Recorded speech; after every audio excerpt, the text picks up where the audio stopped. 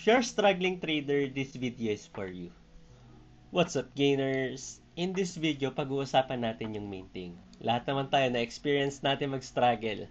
And madalas nakasabihan ng mga nag-struggle na trader, bahalang araw, magiging profitable din ako. Malayo pa pero malayo na. Basta trust the process lang. Yung mga bagay na yan, nasabi ko sa sarili ko yan. And para bang one day magigising na lang ako na magically magiging profitable ako. Yung mga ganitong klaseng tao, they are running in circles and they are not improving. Pero don't worry guys, sa video na to, ayusin natin kung ano ba yung mali sa atin. Bakit nga ba ganun? Una, kasi wala tayong plano. And ang unang plano dapat natin is i-build natin yung identity natin as a trader. Paano natin i-build yun? Kailangan natin harapin ano ba yung main problem natin. Simple lang guys, we only have two problem as a trader. Una na dito is losing big. Sobrang laki ng natatalo sa atin. Paano ba tayo natatalo ng malaki? And paano natin yun susolusyonan? Una, natatalo tayo ng malaki kasi hindi tayo marunong mag-position size. Right? Kailangan natin matutunan yung value at risk. Pangalawa, naghahabol tayo ng jackpot trade. Gusto natin ng 1,000, 2,000, 800, 500%. Yes, may mga ganun trade pero hindi lagi. Minsan nagiging standard natin na dapat lahat ng trade ko ganito. Pangatlo is adjust na stop loss. Pagkalagay natin ng margin natin, pag na SL,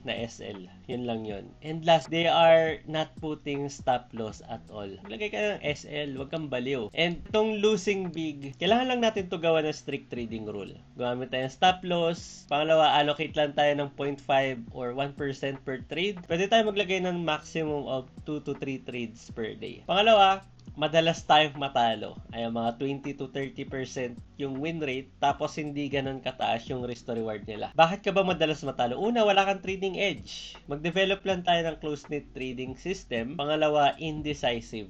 Ay, green candle long na to.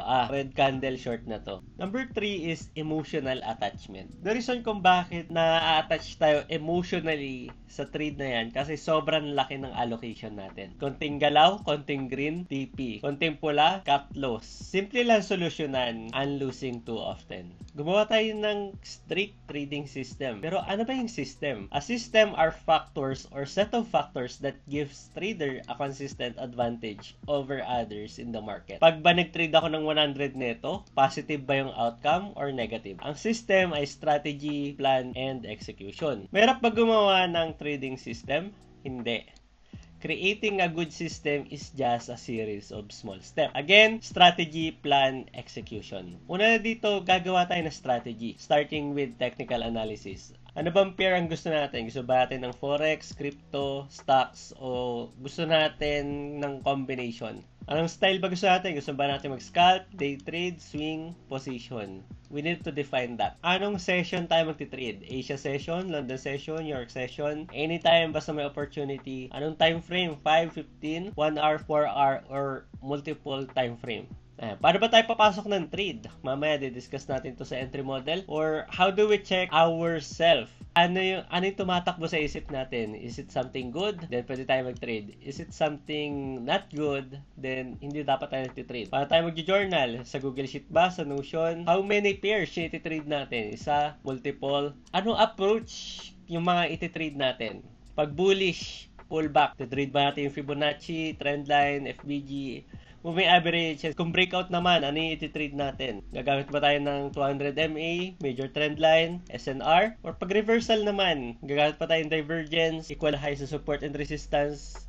And there is nothing wrong in trading patterns. Ano yung mga confluence na pwede natin gamitin? Gagamit pa tayo ng engulfing, doji, or any candlestick, RSI, MACD, stochastic, and kung ano pa yung naisip mo na pwede natin gamitin. So, paano tayo papasok? How do we define our stop loss area? Napakahalaga na stop loss yung una nating i-define kasi ito yung magde-determine kung magkano yung value at risk natin. Paano tayo maglalagay ng take profit? Isang take profit lang ba or multiple? How do we manage our trade? Pag na-hit na ba yung TP1, magpa-partial or bulletproof? Or partial then bulletproof? And once na masagot na natin to, balik tayo dito guys. So paano ba tayo gagawa ng plano? Una, dapat klaro yung identity natin. For example, etong trader na to, ang trade niya lang is etong pair na to. Day trader talaga siya. Pag nakabasag to ng mga major resistance na malapit, then binubulletproof niya yung trade, kino-convert niya yung trade nagtitrade into swing. 1 p.m. to 10 p.m. lang siya nagtitrade, Tuesday to Thursday. 1 p.m. doon siya nag-a-analyze ng market. Ito yung kanyang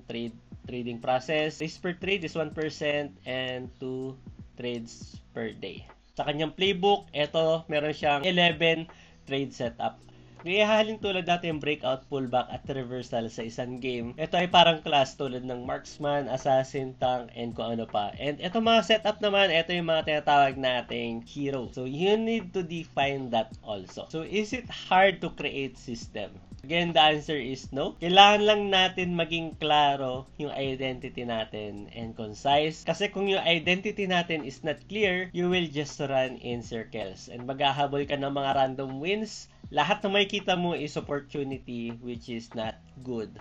Dapat ang mga nakikita lang natin na opportunity is kung ano yung nasa identity or kung ano yung nasa trading plan natin. Once you make the main thing, it will not take you more than a year if you can strictly follow your own rule. And you know what guys? Time is irrelevant. Kahit gaano ka pa katagal sa trading, kung hindi mo haharapin yung problema na diniscuss natin dito, which is this one, then kahit umabot ka pa ng 3 or 4 years, your result will remain the same. Before we end, ito yung actionable steps natin na pwede natin gawin. Gawa tayo ng trading profile natin. We need to follow it religiously. Kung ano lang yung nasa profile, ayun lang yung iti-trade. Kung ano lang yung nasa profile, ayun lang yung iti-trade. Then after that, gawa tayo ng trading playbook natin. Ano ba yung mga trading setup na gusto natin i-trade? Dapat kung gaano tayo kaarte sa magiging partner natin, ganun din tayo kaarte sa criteria natin on our playbook. Number 3 is, we need to journal at least 100